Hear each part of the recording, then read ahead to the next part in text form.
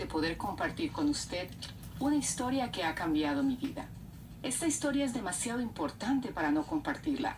Desde el principio, la gente ha luchado para llenar un vacío en su vida. Un vacío que fue formado cuando el hombre eligió ir por su propio camino en Dios.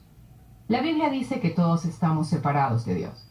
Estamos separados de Dios debido a las malas decisiones que hemos tomado. Dios las llama pecado. Todos hemos pecado, mintiendo, haciendo trampa o haciendo lo que sabemos que es malo. No podemos conocer a Dios o ir al cielo a causa de las malas decisiones que hemos tomado. Algunos creen que si uno ha hecho más bien que mal en su vida, Dios le aceptará. Pero la Biblia nos enseña que nadie se puede ganar la entrada al cielo. Dios es perfecto y el hombre nunca puede llegar a su nivel de perfección. Aunque hagamos lo mejor que podamos hacer, nunca será suficiente. Pero tengo buenas noticias. Dios nos ama. Nos ama de tal manera que mandó a su único Hijo Jesucristo a esta tierra para ser el puente entre Dios y el hombre. Mientras vivía Jesús en la tierra, ayudó a miles de personas e hizo muchos milagros. Pero Jesús fue capturado por soldados, maltratado y clavado a una cruz para morir y pagar por nuestros pecados. Después de asegurarse de que Jesús estaba muerto, los soldados lo pusieron en una cueva y la sellaron con una gran roca. Antes de morir, Jesús predijo que se levantaría de entre los muertos en 3 días después de morir. Por esto, los soldados vigilaban su tumba, la cueva, de día y de noche para asegurarse que nadie pudiera sacar el cuerpo de Jesús. Después de 3 días, Jesús resucitó. Jesús estaba vivo. Muchas personas vieron a Jesús y ellos compartieron las buenas nuevas de lo que había pasado con otros. La verdad es que Jesús es el Hijo de Dios. Era verdad en aquel tiempo y también lo es hoy en día. Jesús vino para mostrarnos el camino a Dios. La Biblia nos enseña que la única manera para llegar a Dios es a través de la fe en Jesucristo. Jesús pagó la deuda de nuestros pecados y Él es el puente entre Dios y el hombre. Hoy Dios te ofrece un regalo gratuito. Nadie llega al cielo por sus buenas obras ni por religión. Solo hay un camino. Jesús es el único camino. Es la respuesta. Jesús es el regalo gratuito que Dios nos ha dado. Lo único que tiene que hacer para recibir este regalo gratis es decirle a Dios que usted lo necesita. A través de la fe, usted puede recibir el perdón de Dios por sus pecados y recibir la promesa de irse al cielo. Hoy, Jesús está tocando a la puerta de su corazón y quiere que usted le deje entrar. La Biblia dice que si usted creyera con todo el corazón que Jesucristo es el único Salvador y se arrepiente de sus pecados, pasará la eternidad en el cielo con Dios. Si quiere aceptar a Jesucristo como su único Señor y Salvador personal, ore esta oración con todo su corazón. Amado Dios, gracias por tu amor. Confieso que he hecho muchas cosas malas en mi vida. Creo que Jesús murió en la cruz por mis pecados y que tú le levantaste de entre los muertos para darme la oportunidad de pasar la eternidad contigo. Gracias, Jesús, por entrar a mi vida y por ser mi Salvador. Si usted hizo la oración, por favor, dígale a otra persona que también cree en Jesucristo que usted ha aceptado a Jesucristo como su Señor y Salvador personal.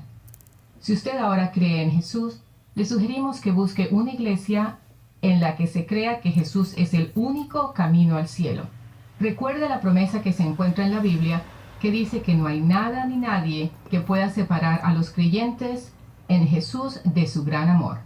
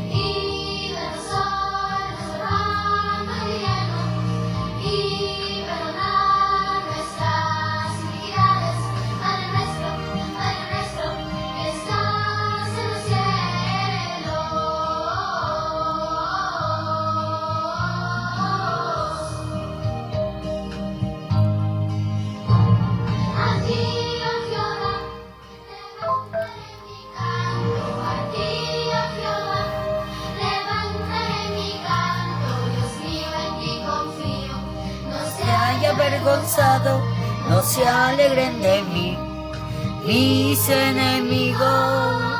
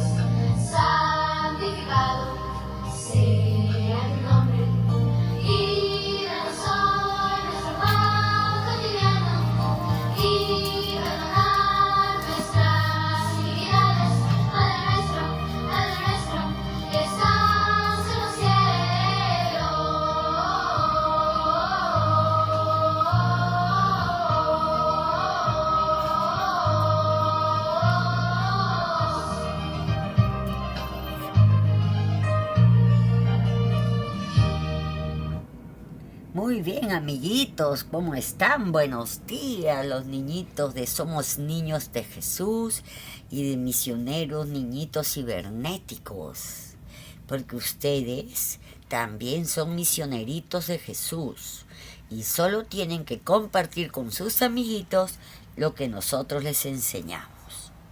Hoy día vamos a aprender sobre el bautismo.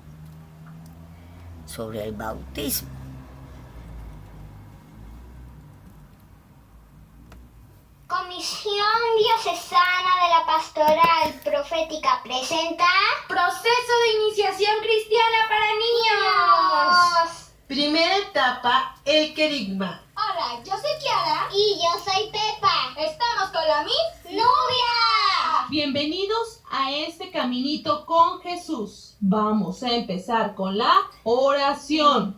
Por la señal de la Santa Cruz de nuestros enemigos, líbranos, Señor Dios nuestro. En nombre del Padre, del Hijo y del Espíritu Santo. Amén. Padre nuestro que estás en el cielo, santificado sea tu nombre. Venga a nosotros tu reino. Hágase, Señor, tu voluntad, hacia la tierra como en el cielo.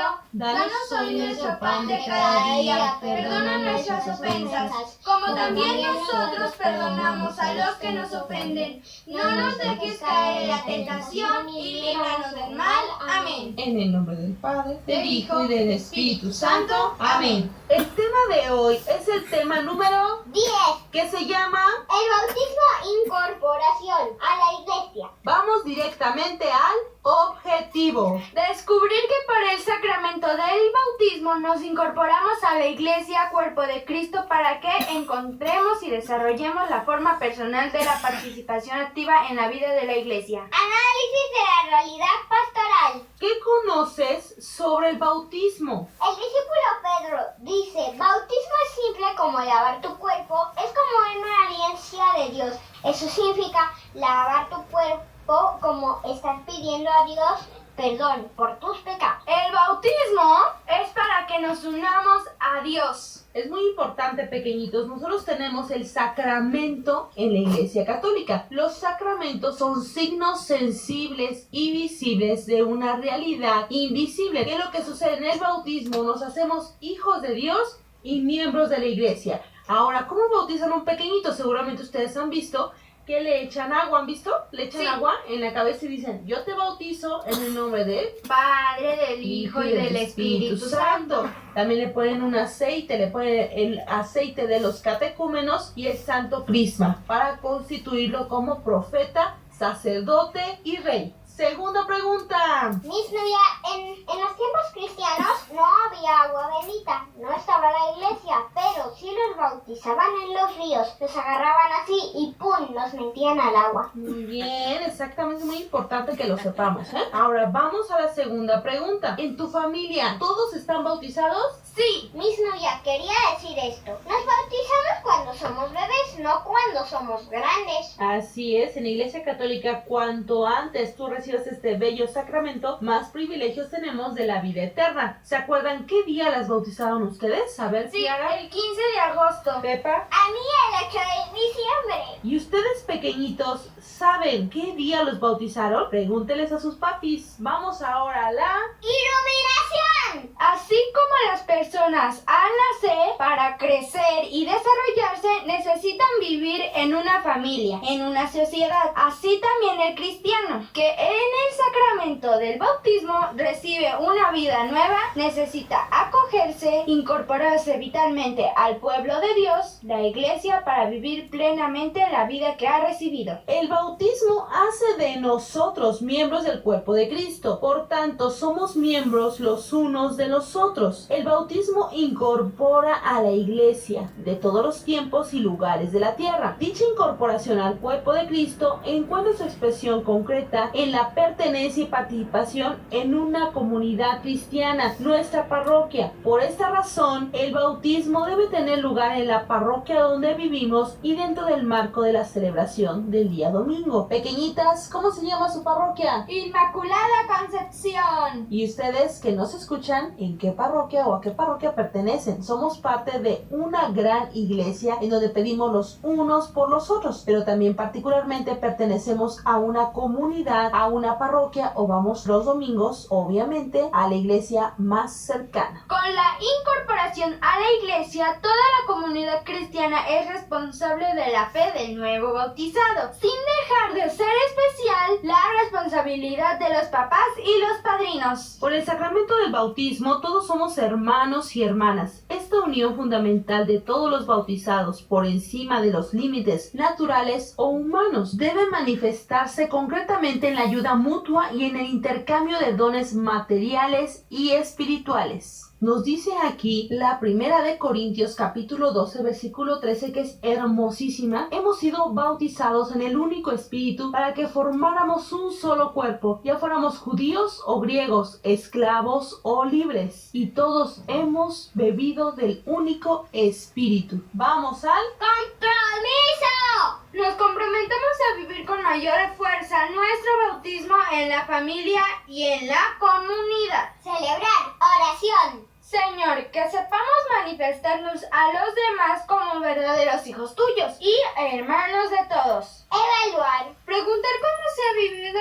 el bautismo en cada una de sus familias. Hemos llegado al final de nuestro temita y... Nos vemos hasta la próxima. Yo soy... Pepa. Yo soy Kiara. Yo soy Miss Nubia y... Jesús, cámbiame y hazme otra vez. Jesús, ayúdame a serte fiel. Ahora vamos a cantar.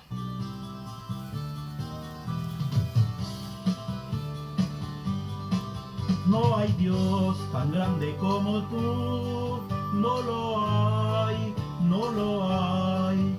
No hay Dios tan grande como tú, no lo hay, no lo hay.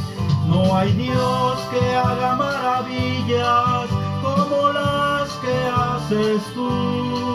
No hay Dios que haga maravillas como las que haces tú.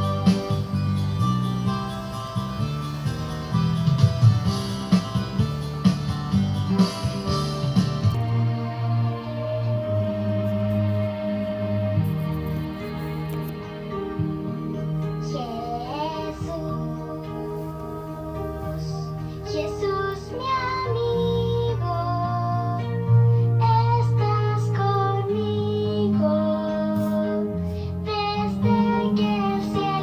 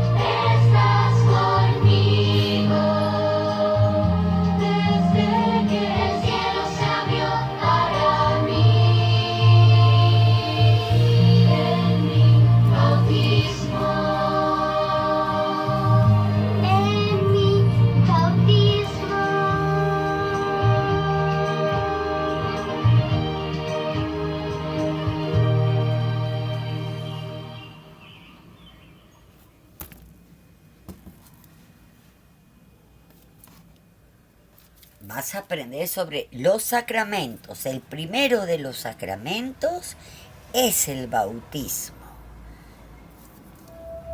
Vamos a enterarnos cuántos sacramentos hay.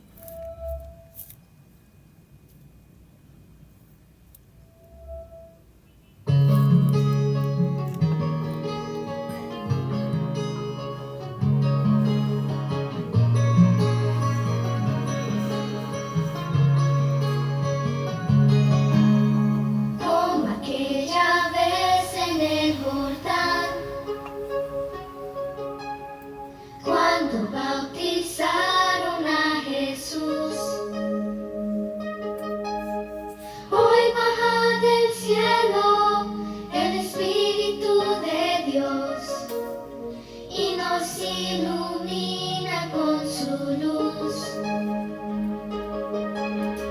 Con el agua bautizaba Juan, símbolo de la purificación. Cristo nos invita a la familia celestial, nos bautiza con el fuego de su amor. Por el bautismo nos hacemos hijos del Señor, somos bautizados. Por el bautismo estamos consagrados en su amor, somos bautizados. Llegan nosotros del Divino Espíritu de Dios.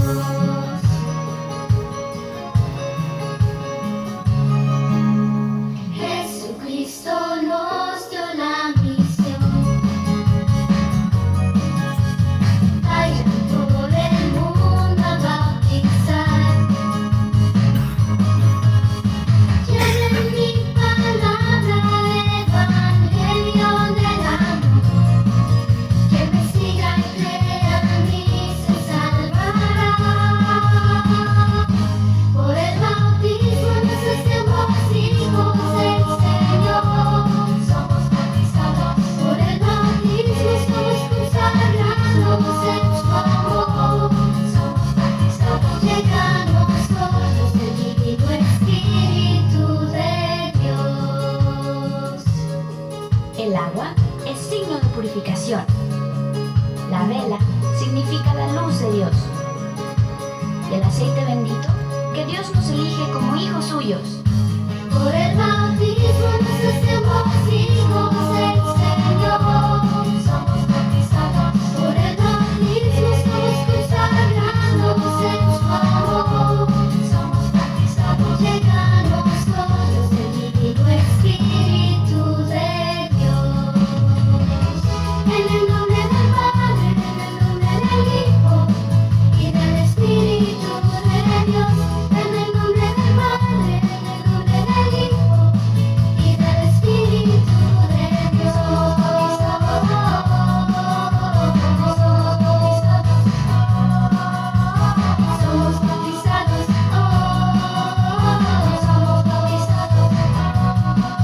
bautizados.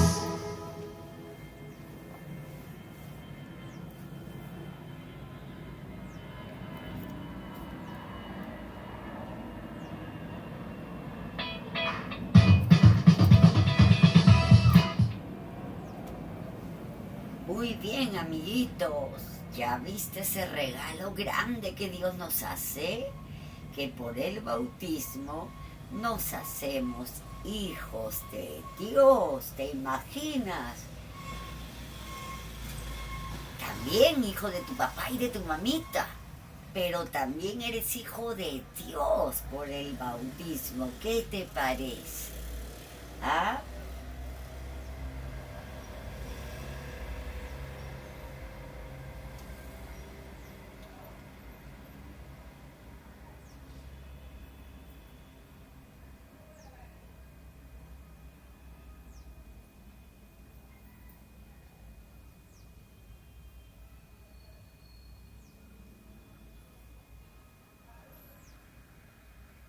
Muy bien, amiguitos, ahora vas a aprender sobre los sacramentos más, para que estés enterado y sepas.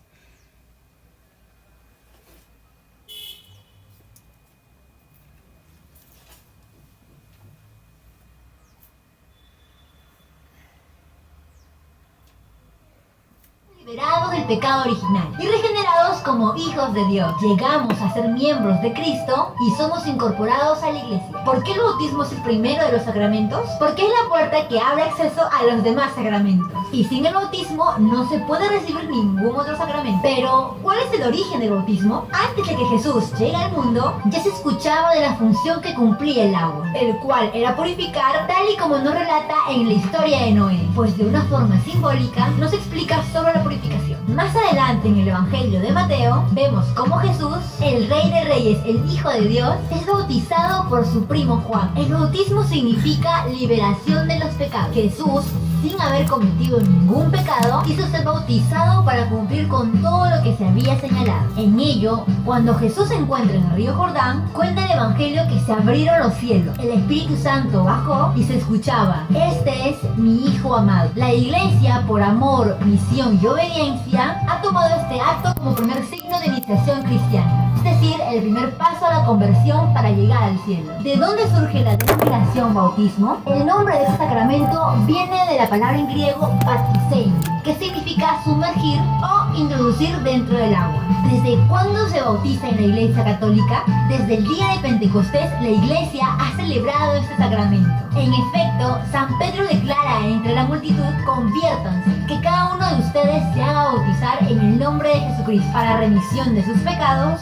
y reciban el don del Espíritu Santo". Esto lo podemos encontrar en el libro de Hechos, capítulo 2, versículo 38. ¿Por qué mantiene la Iglesia la práctica del bautismo en los niños? La Iglesia mantiene desde tiempos inmemorables el bautismo de los niños, y para ello hay una única razón: antes de que nosotros optemos por Dios, Dios ya ha optado por nosotros. El bautismo es, por tanto, una gracia, un regalo inmerecido de Dios, que nos acepta incondicionalmente. Los padres creyentes que quieren lo mejor para sus hijos, quieren también el bautismo, en el cual el niño es arrancado del pecado original y del poder de la muerte. Y ahora vamos a ver qué es la Eucaristía. Es el sacramento que hace presente en la liturgia de la Iglesia la persona de Jesucristo y su cuerpo, sangre, alma y divinidad. Así como nuestro cuerpo necesita comer para vivir, para no estar débil sino fuerte, para no estar enfermo sino sano, así nuestra alma necesita comulgar para estar sana y fuerte. Cristo mismo dijo: "El que come mi carne y bebe mi sangre tiene vida eterna, y yo lo resucitaré el último día". Pero, ¿por qué los católicos celebramos la Eucaristía? Jesús, la noche antes de su pasión, quiso tener con sus apóstoles una última cena. Él sabía que pronto moriría y no estaría más con nosotros. Entonces quiso dejarnos algo, para que los hombres siempre pudiéramos tenerlo con nosotros. Ese algo que nos dejó Jesús es la Eucaristía. Y esta es la historia. En la última cena, Jesús tomó el pan, dio gracias, lo partió y se lo dio a sus discípulos diciendo: "Tomen y coman todos de él, porque este es mi cuerpo, que será entregado por ustedes". Después tomó la copa del vino y dijo: "Tomen y beban todos de él, porque este es cáliz de mi sangre, sangre de la alianza nueva y eterna, que será derramada por ustedes y por todos los hombres para el perdón de los pecados. Hagan esto en memoria mía". Lo más hermoso de la Eucaristía es ver cuán grande fue el amor de Jesús, que no solo dio su vida, sino que quiso quedarse con nosotros. Como Cristo dijo: "Hagan esto en memoria mía", desde entonces los apóstoles y los primeros obispos empezaron a consagrar el pan. Consagrar significa transformar el pan y el vino en cuerpo y sangre de Cristo. Y Él está presente en todas las hostias consagradas del mundo, aún en la partícula más pequeña que podamos encontrar. Así Cristo se encuentra en todas las hostias guardadas en lo sagrado, mientras que el pan jamás se corrompe. ¿Cuáles son las condiciones para recibir a Jesús Eucaristía? Número 1. Debemos estar limpios espiritualmente, es decir, sin pecado. Vayamos a ver el libro de 1 Corintios capítulo 11, versículos 27 al 28. Y nos dice: "Por tanto, el que come el pan o bebe la copa del Señor indignamente, peca contra el cuerpo y la sangre del Señor. Cada uno, pues, examine su conciencia y luego podrá comer el pan y beber de la copa". Número 2. Debemos creer firmemente que Jesús está en esta hostia. Y San Pablo nos lo dice en 1 Corintios capítulo 11, versículo 29. Y nos dice: "El que come y bebe indignamente, come y bebe su propia condenación, por no reconocer el cuerpo de Cristo". Y por último, vayamos a ver el el sacramento de la confirmación. ¿Qué es la confirmación? Cuando naces, recibes el bautismo. Pero seguramente eras muy pequeño y no entendías mucho. Con el sacramento de la confirmación, la persona acepta voluntariamente la fe de Cristo. Es decir, confirma su fe. ¿Cuándo empezó la confirmación? 50 días después de que Jesús murió y resucitó, se encontraban reunidos todos los apóstoles. Todos tenían mucho miedo. Entonces, mientras se encontraban en oración, bajó sobre ellos el Espíritu Santo en forma de lenguas de fuego. En ese momento, su debilidad y miedo se convirtieron en fuerza para ir a enseñar delante de todos lo que Cristo les había enseñado. Y ese día se llamó Pentecostés. En la Biblia, en el libro de los Hechos de los Apóstoles, ellos imponían las manos a otras personas para que reciban el Espíritu Santo. ¿Y qué pasa cuando nos confirmamos? Dios nos da su Espíritu Santo. ¿Y qué pasa cuando recibimos el Espíritu Santo? Número 1.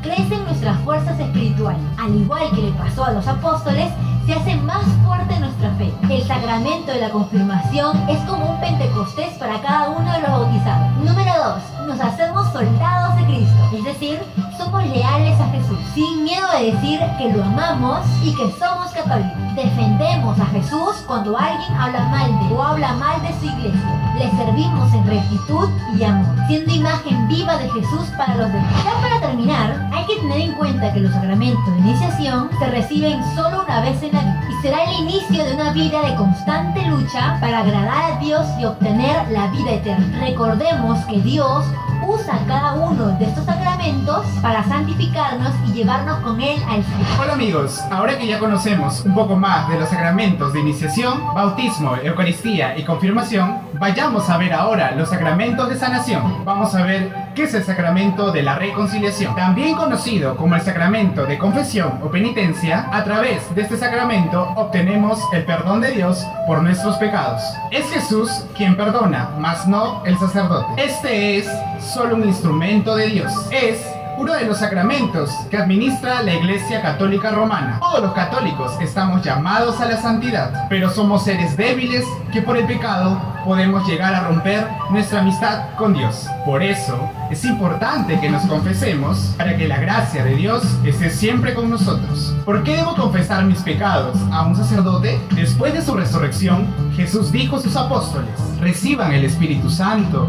A quienes perdonen los pecados les quedan perdonados, y a quienes se los retengan les serán retenidos. Los apóstoles fueron los primeros obispos quienes administraban este sacramento, y eso lo comprobamos en Hechos capítulo 19 versículo 18. Muchos de los que habían aceptado la fe venían a confesar y exponer todo lo que antes habían hecho. Con este sacramento experimentamos el poder de escuchar una voz humana que nos dice: tus pecados te son perdonados. Ahora, ¿hay pecados que no pueden ser perdonados? En esta vida, todos los pecados pueden ser perdonados si nos arrepentimos verdaderamente y buscamos el perdón de Dios.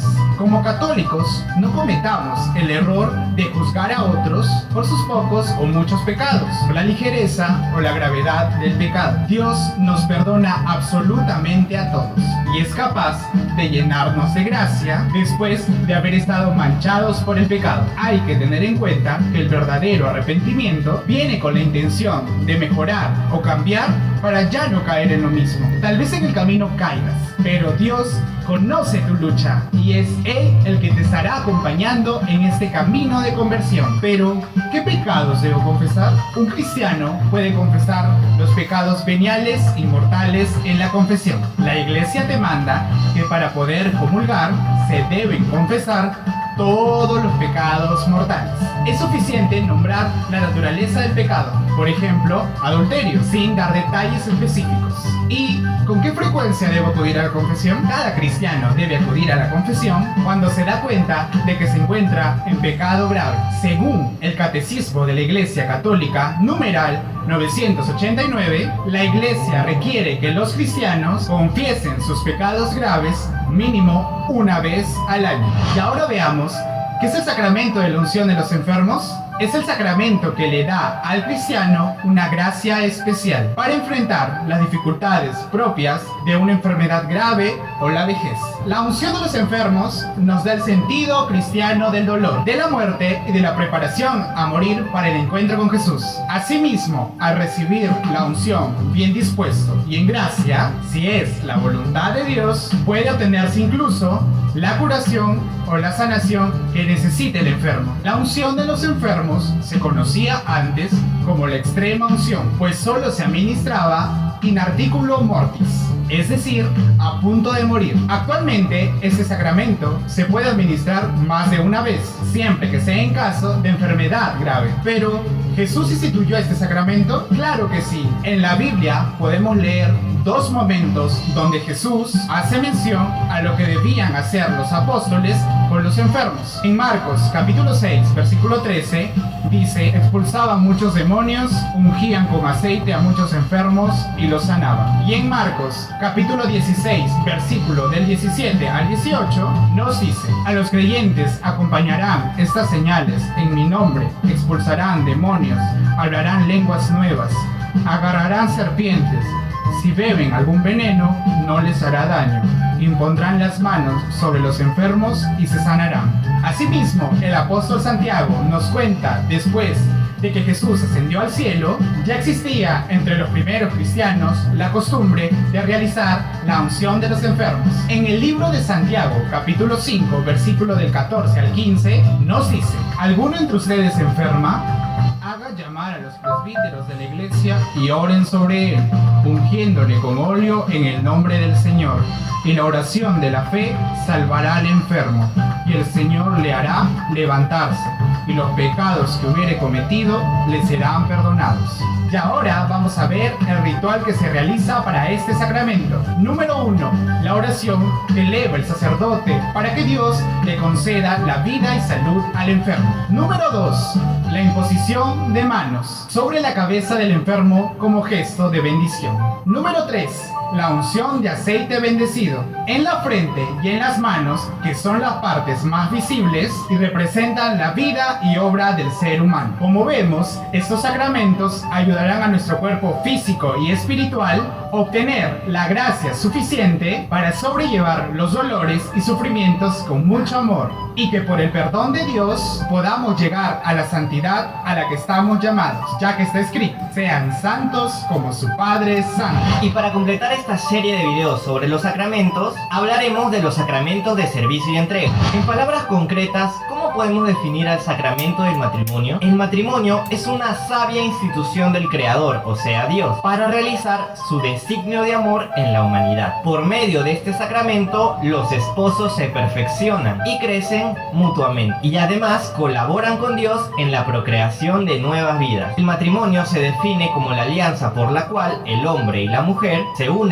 libremente para toda la vida, con el fin de ayudarse mutuamente, procrear y educar a los hijos. Nadie puede romper este vínculo. Ahora hablaremos del matrimonio y su origen en la Biblia. Dios instituyó el matrimonio desde un principio. La unión conyugal, o la unión entre un hombre y una mujer, tiene su origen en Dios, quien al crear al hombre lo hizo una persona que necesita comunicarse y tener compañía. En la misma Biblia podemos encontrar que Dios dice en el libro de Génesis capítulo 2 versículo 18: no está bien que el hombre esté solo, hagámosle una compañera semejante a él. Asimismo, en Génesis capítulo 1 versículo